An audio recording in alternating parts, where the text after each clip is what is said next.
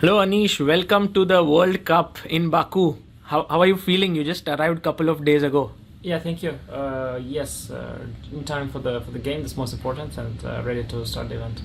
So you play against Nesterov in the first round. In general, what are your thoughts about him? Yeah, he's of course a very good player. Earlier, the top players played the last seats in the World Cup in the first round. So usually you'd have a much less experienced player, often from continent of Africa, for example, because they're currently they're lower rated players. So you'd get sometimes FIDE Master maybe or International Master. But now with the new system, you get the Grandmaster in the first round already, a good Grandmaster. And he had a very exciting match against Grandmaster Peralta. It was very close. You could already see, the nature of the World Cup, that one bad move can decide the outcome of the match. So that was close, and I think it's going to be a good start. What has been your best performance at the World Cup until now? Yeah, actually, it was here as well in Baku. I've finished in the last four, and I lost to Peter Svidler. It was it was a very interesting experience, and I had a very good period at the time. So I think by the time I reached that stage, I already guaranteed pretty much the rating spot for the candidates.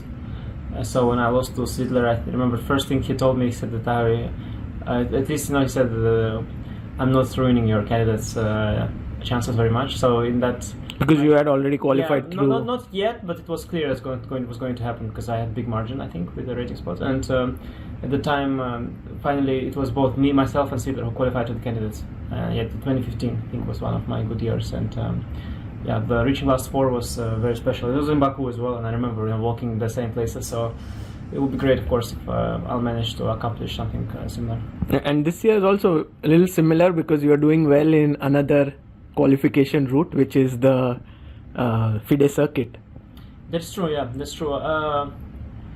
I think also, if I count correctly, that the reaching semi-final this time would be a guarantee of the spot as well. Well, provided Carlson is, or Nepo are, Carlson, I think it's Nepo, I think is in my path. But if Carlson reaches the semi-final too, I think that will be guarantee of the spot. So maybe he plays candidates now. That's yeah, but even if he, yeah, that's true.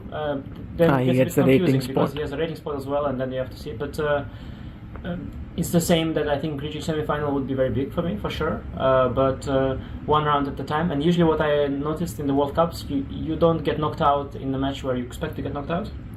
You don't get knocked out by the opponent you expect to. So it's always true. In most cases, at some point everybody gets knocked out, and you never see it coming. So I think one game at a time. Well, Anish, you have a round today, so we'll keep it short. Last question for you, and I can only ask you. You cannot choose yourself, but if there's one player who you think this format suits him for this World Cup, who would it be? Yes, a good question. I guess especially Rapid and Blitz plays a big role, and being calm under pressure. So I think people who generally don't care too much, literally, I think they are favorites in such format. Also helps to be married recently. For sure, and having some career to rely on, like streaming, that's also very helpful. Okay, thank you, Anish.